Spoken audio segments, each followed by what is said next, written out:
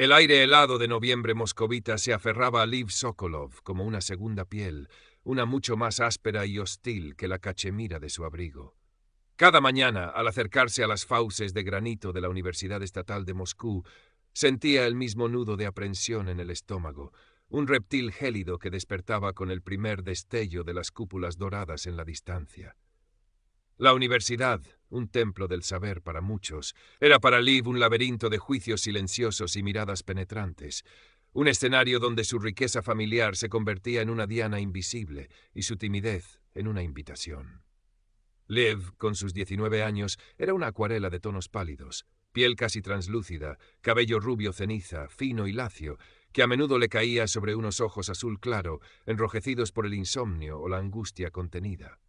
Su complexión delgada, ligeramente encorvada, parecía un intento perpetuo de ocupar el menor espacio posible.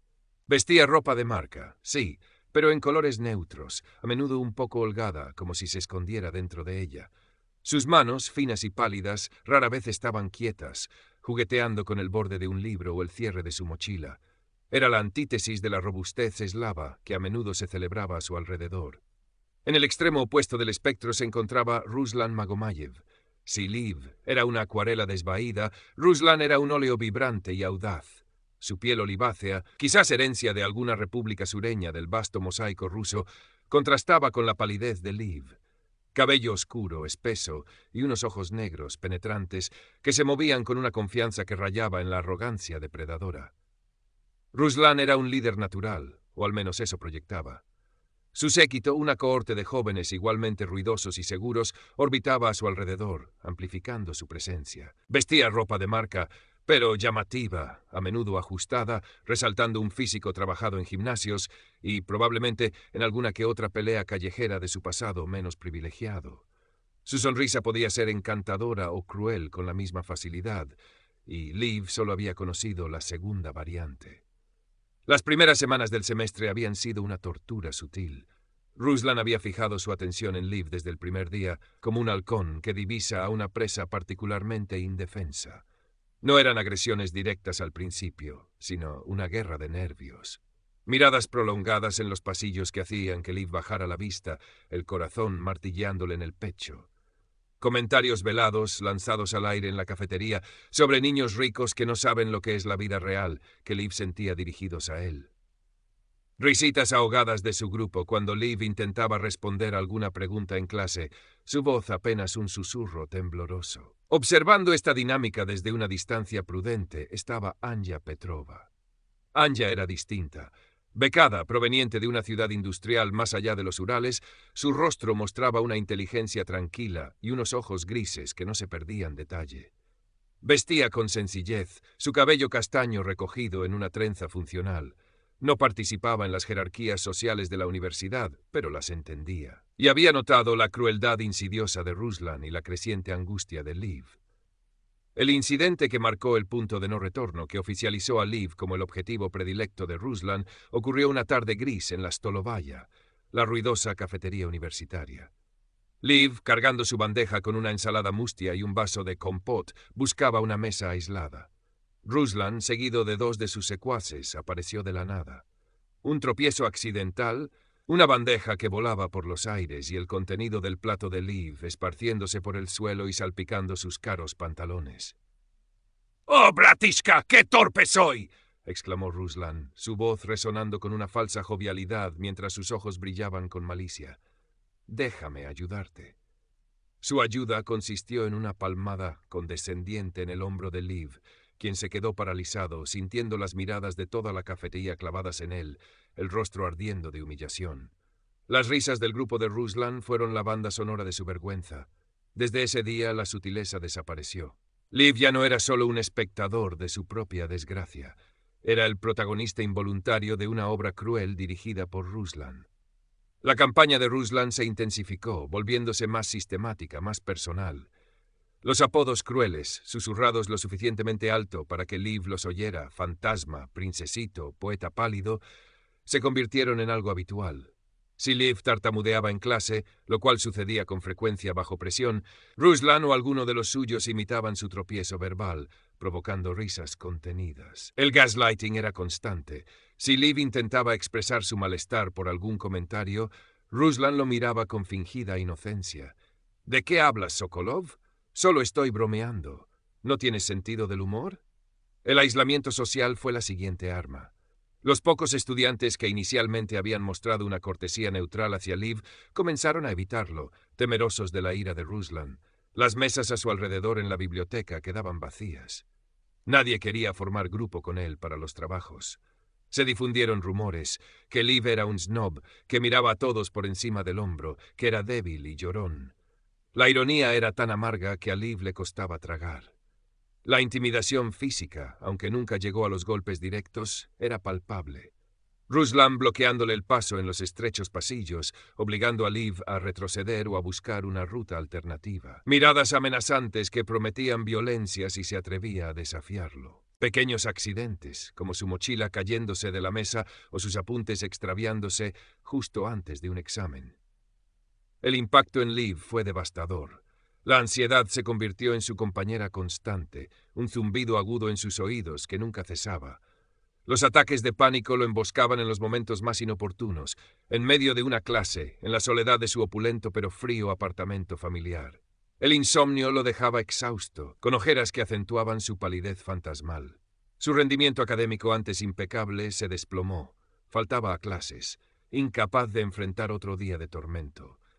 Su único refugio era el arte secreto que cultivaba en la intimidad de su habitación. Poemas oscuros, llenos de sombras, jaulas y gritos silenciosos.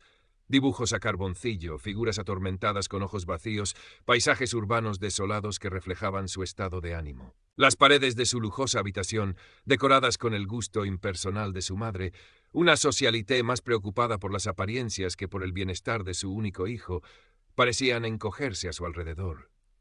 Su padre, un empresario influyente y perpetuamente ocupado, apenas notaba su existencia, más allá de proveer los fondos para su educación y sus caprichos materiales.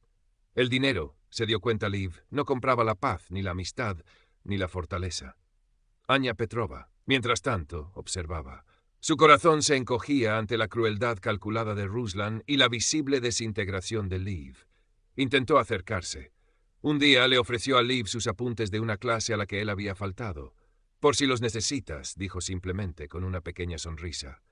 Liv murmuró un «gracias», apenas audible y huyó, temeroso de que cualquier asociación con él pudiera convertirla también en un objetivo. En otra ocasión, cuando uno de los seguidores de Ruslan hizo un comentario particularmente hiriente sobre la ropa de Liv, Anya intervino con una pregunta mordaz que dejó al matón sin palabras. Fue un gesto pequeño, pero Liv lo notó. Un atisbo de las motivaciones de Ruslan se reveló una tarde en la biblioteca.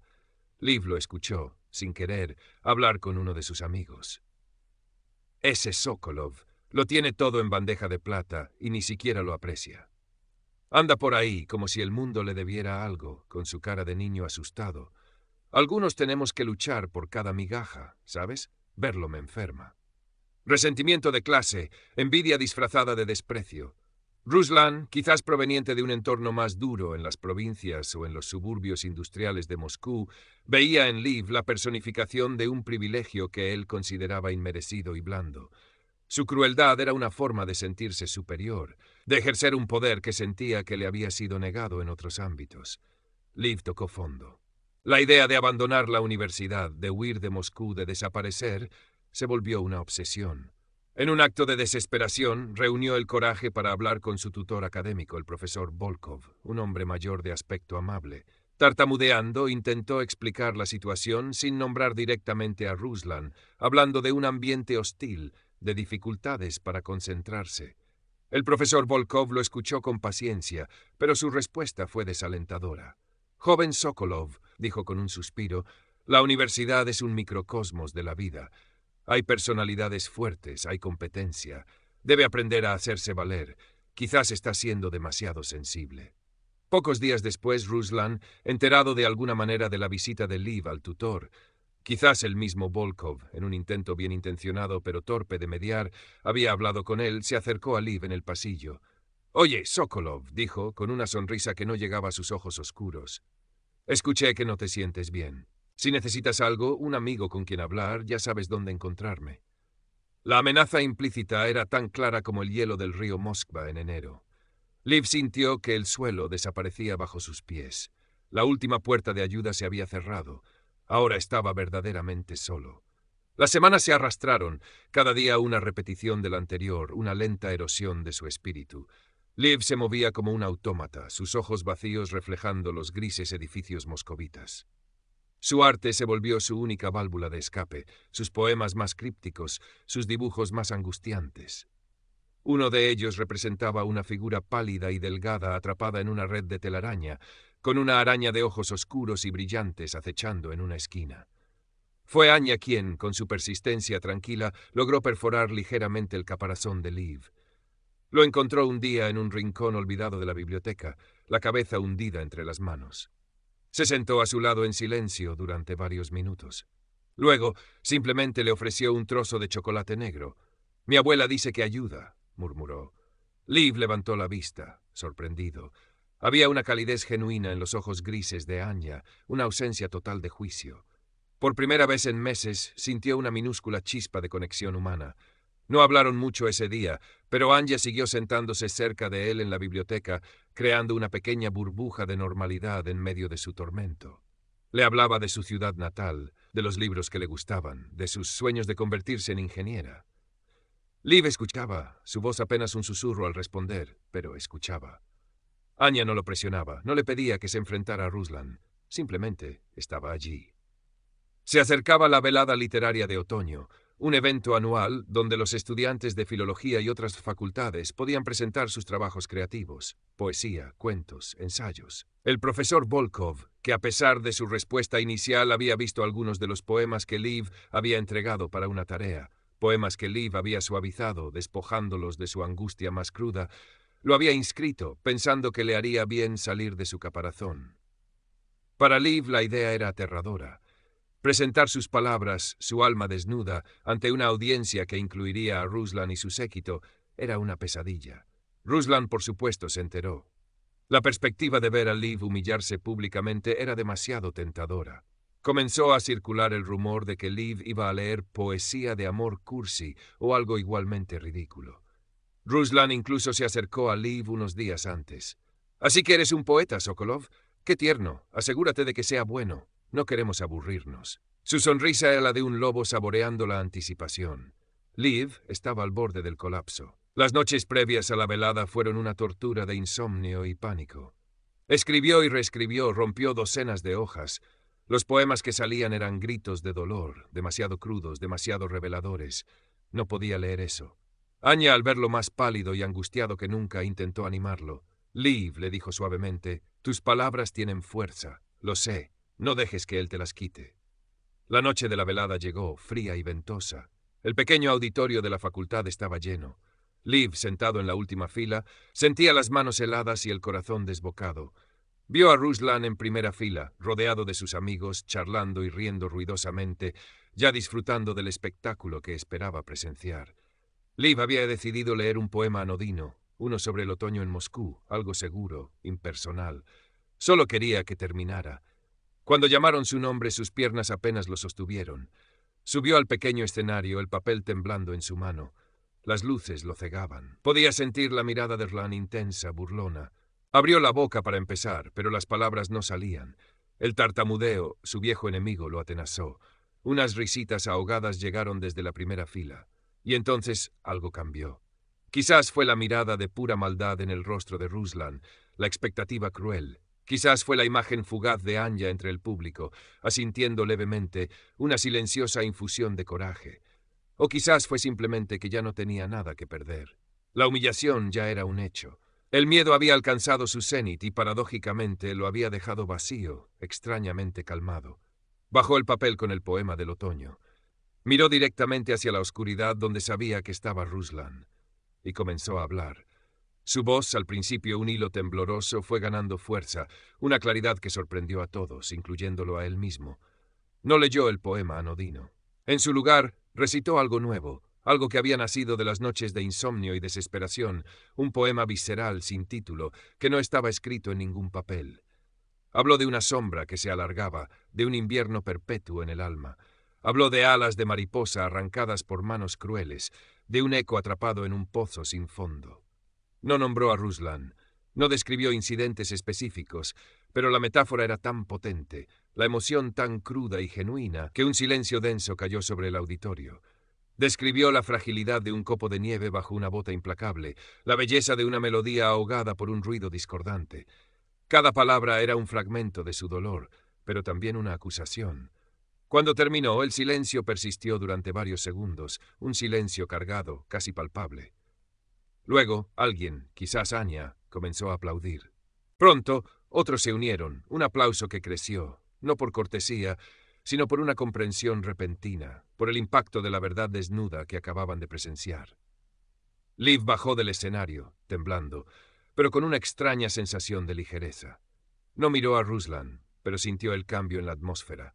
Las miradas ya no eran de burla hacia él, sino de incomodidad, de interrogación, dirigidas hacia la primera fila. La fachada de carisma de Ruslan se había resquebrajado.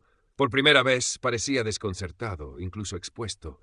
Su sonrisa había desaparecido, reemplazada por una mueca de rabia contenida.